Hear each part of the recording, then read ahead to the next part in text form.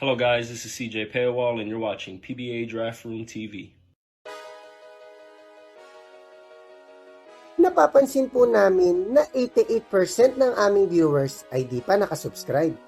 Kaya kung nagustuhan nyo naman po yung video, bilang tulong lang sa aming channel, ay hinihiling lang po namin na pakipindot ang like, subscribe button at notification bell. Maraming salamat mga ka-Draft Room! Welcome back po mga ka-Draft Room. Malapit na matapos ang Commissioner's Cup, kaya't medyo nakikita na natin ang pwede maging order ng 2024 PBA Draft. May konti pong pagbabago dito sa ating mock dahil sa mga tumaas ang stock recently. Ito na nga po at sisimulan na natin. Sa first overall pick, Converge selects Justin Baltazar. Nag-leak na ang balita na kung sa Fiberxers na pupunta ang pick ay sasali talaga ang franchise player caliber big man na si Balti. Halata din kay Coach Aldi na nagtatank this season para ma-secure ang first overall pick.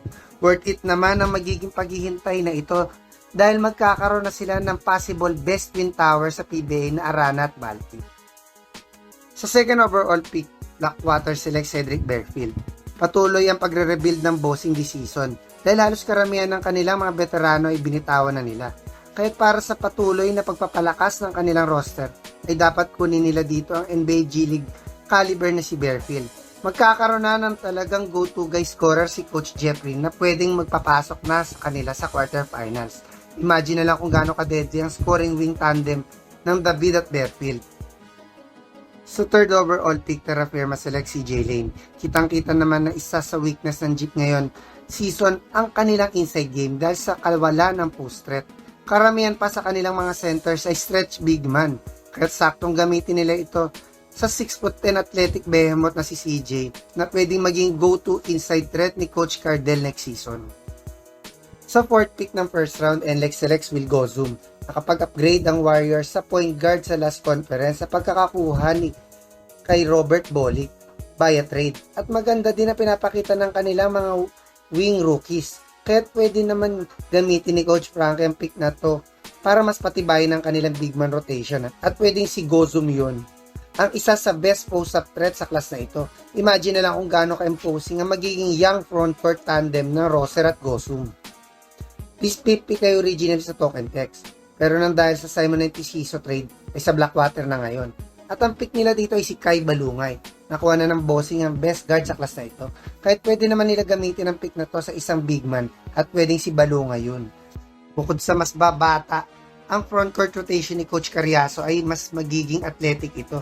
Imagine na lang kung gaano ka-energetic ang frontcourt tandem ng Rosario at Balungay. Sa 6th pick ng first round, Raynor Shine selects Robin Duncan. Nakakuha na si Coach Yeng ng mga big man na inaasam niya sa last draft.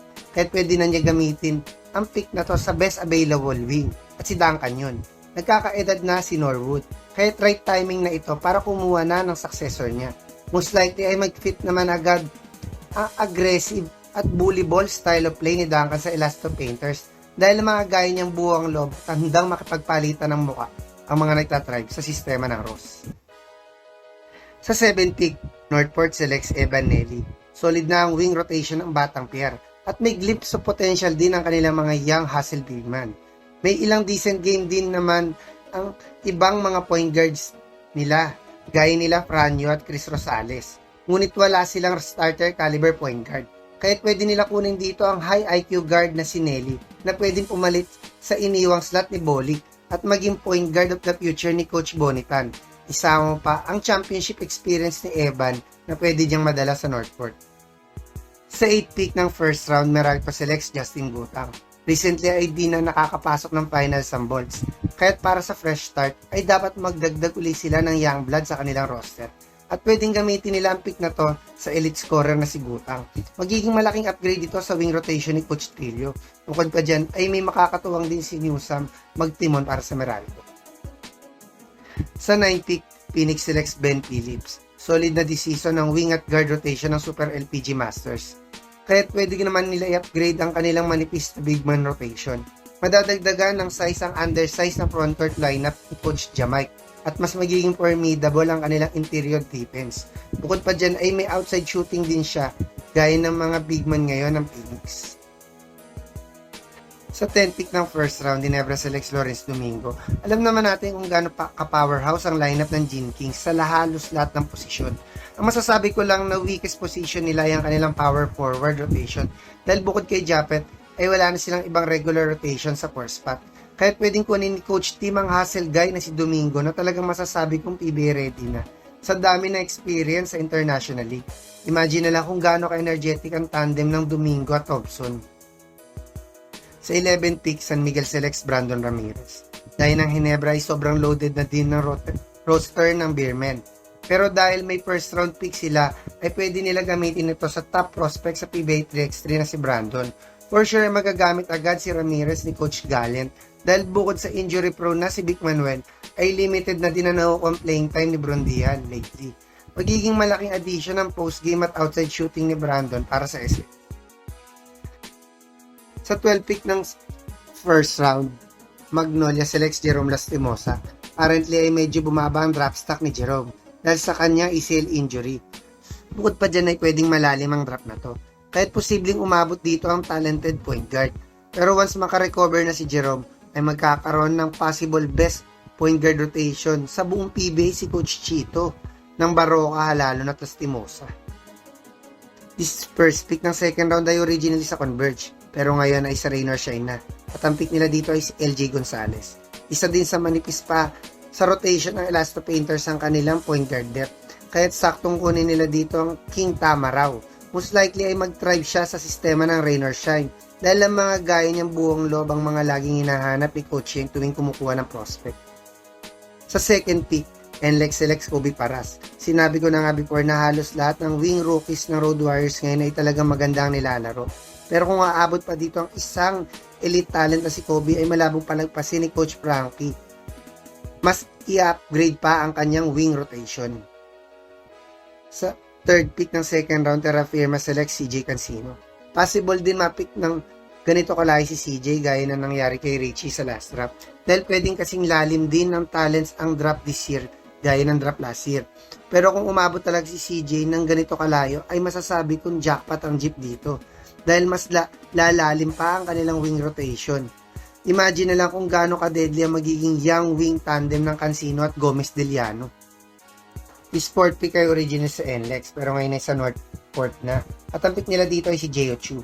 Malaking kawalan talaga nang umalis ang mga tall centers ng batang pair na sina Slaughter at Wright. At pwedeng gamitin ni Coach Bonnie ang pick na to sa 6'9" na si Jeo Chu. Magiging upgrade dito sa frontcourt rotation ng batang pair na halos lahat ng big man ay undersized hustle players. This fifth pick ay original sa Token Text pero ngayon ay sa Blackwater na. At ang pick nila dito ay si David Penny. Nakakuha na ng wing at big man ng bossing earlier this draft. Kahit pwede naman nila gamitin ito sa point guard at pwedeng si Penny yun. Malaking kawalan din sa depth ng point guard rotation ni Coach Carriazo ang pag-relegate Picasso sa unrestricted free agent list. Kahit for sure ay plano na niya mas pabatayin ang kanyang point guard rotation sa pamamagitan ng upcoming draft. Sa 6th pick ng second round, Raynor Shine selects Tsutomu Tateshi. Kilala si Coach Yeng sa pagkuha ng mga less known players at dinedevelop ito para maging competitive player. Kaya't posibleng gamitin niya ito sa 6'9" big man na si Tateshi na may 3-point shooting na talagang babagay sa sistema ng Elasto Painters. This 7th pick ay originally sa Northport pero ngayon ay sa Ginebra na. At ang pick nila dito ay si Mark Nonoy. Kung tutuusin ay loaded pa talaga ang point guard depth ng Gene Kings. Ngunit karamihan sa kanilang mga point guards ay slow pace ang style of play. Kaya kung sakali maghanap si Coach Tim ng speedy guard na magagamit niya sa transition ay pwedeng kunin niya dito si Nonoy. Sa 8th pick ng second round, Meralco selects Vince Magbuhos. Maliban sa wing rotation ay dapat din palalimin ng Bolts ang kanilang big man depth para makakompete uli sila sa mga powerhouse team sa PBA. Magiging solid addition talaga ang stretch big man na si Magbuhos sa unti-unting nagiging competitive team ni Coach Trillo. This 9 pick ay originally sa San Miguel, pero ngayon ay sa Converge na. At ang pick nila dito ay si Kurt Rayson. Kulang pa din sa scoring ang mga point guards ng Fiber Rexers. Kahit pwedeng gamitin nila ang pick na to sa 3-time NCAA champion. Isama pa na teammate siya ni Balti sa MPBL na kaya't most likely ay maganda na ang chemistry nila pagpasok sa Converge. Sa 10th pick ng second round, Ginebra selects CJ Payawan. Hindi na tayo sure kung gagamitin pa ng Gene Kings ang pick na to. Pero kung sakali man gamitin pa nila ang pick na to, ay pwede nilang kunin dito si Payawal na mas magpapalalim ng kanilang wing rotation. At magkakaroon din si coach team ng iba pang outside scoring option. This 11 pick ay original sa San Miguel pero ngayon ay sa Reynor Shaina. At ang pick nila dito ay si Francis Escandor. Halos lahat ng wing players ngayon ng Elasto Painters ay mga slashers. Kaya pwedeng gamitin naman ni coaching ang pick na to sa isang shooter na si Escandor na may championship experience din na madadala sa Ross. Sa last pick na second round, Magnolia selects Mike Malonzo. Hindi na tayo sure kung gagamitin pa ng Chicken Templados ang pick na to. Pero kung sakali man kumuha pa sila dito ay pwedeng si Malonzo yun na may napakalaking similarities kay Jackson Corpus.